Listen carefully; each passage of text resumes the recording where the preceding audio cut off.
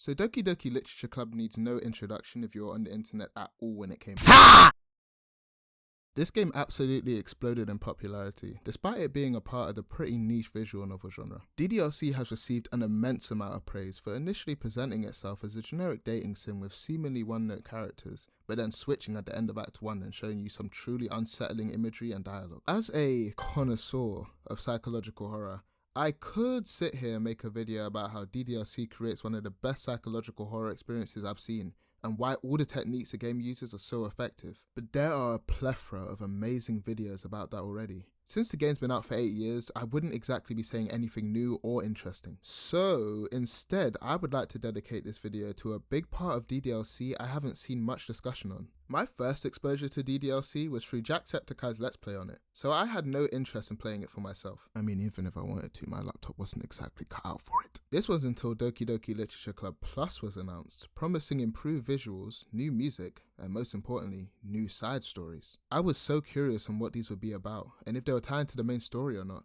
So I got the game and was finally able to play DLC for myself. And like, yeah, some of the scare factor goes away when playing this version of the game on consoles, considering your computer files are kinda important to the story. But this had to be done to make the game even more accessible. And most of the techniques that Dan used in the original are still alive and well, so I'd still consider the main game a masterpiece. But what about the side stories? Are they as good as the main game, or are they just a pointless addition which don't really add anything and don't justify paying for this game? Well, you read the title. I mean, I hope you did. It'd be pretty sad if you hate the side stories and clicked on this video. I love the side stories of this game.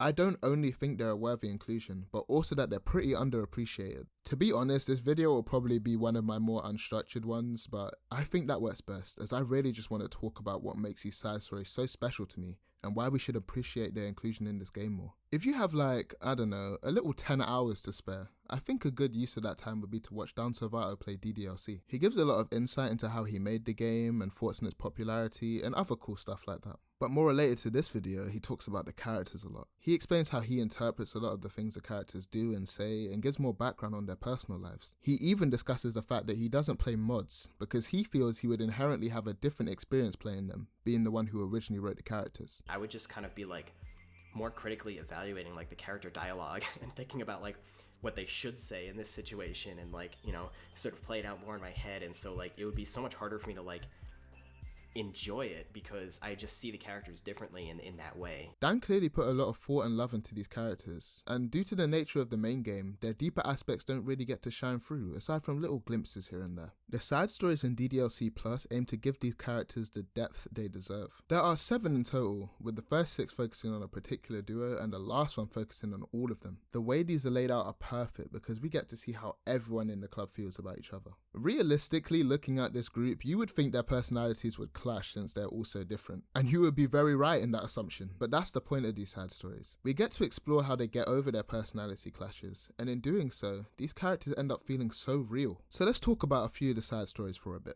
Understanding is the second side story, and shows us how Yuri joined the club. The problem being, Yuri's a big nerd who reads 1,000 page long fantasy books. So since the club leader doesn't want to engage a new member, yeah, it makes sense, it's up to Sayuri to read through a fantasy book with Yuri. After struggling through the first chapter, Sayuri is asked her thoughts. And here's a tip of the day for everyone watching this video. If you are doing an activity that someone really enjoys, and they ask you your thoughts on it, please do not let the first word out of your mouth be Obviously, Yuri takes Sayuri's extended answer as a sign that she didn't enjoy it and that she forced it on her, so this creates some awkward tension. What I love about understanding is that the misunderstanding is understandable. Too many times have I played games or watched something where a character misunderstands something really simple and doesn't even bother to try and clear it up, so it becomes a big issue and doesn't get resolved for like a while. Given that Sayuri and Yuri are big overthinkers, it makes sense this would happen, and they both talk about it and explain why they overthink certain things and misjudge situations.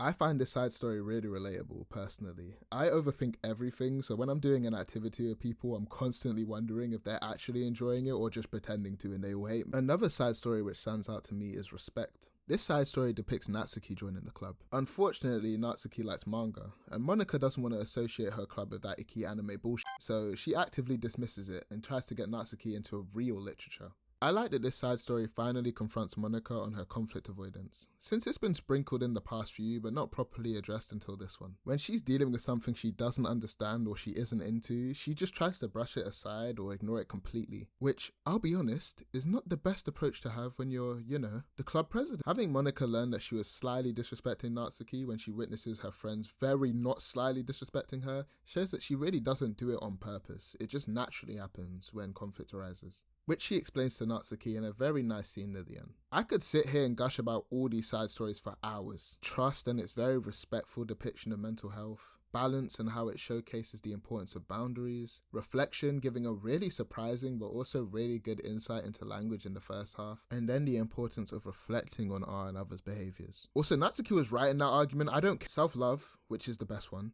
You'd know that if you played it, and if you haven't played it, please do. Like, if for some reason you stopped a reflection or something, I don't know, please go back and play Self-Love.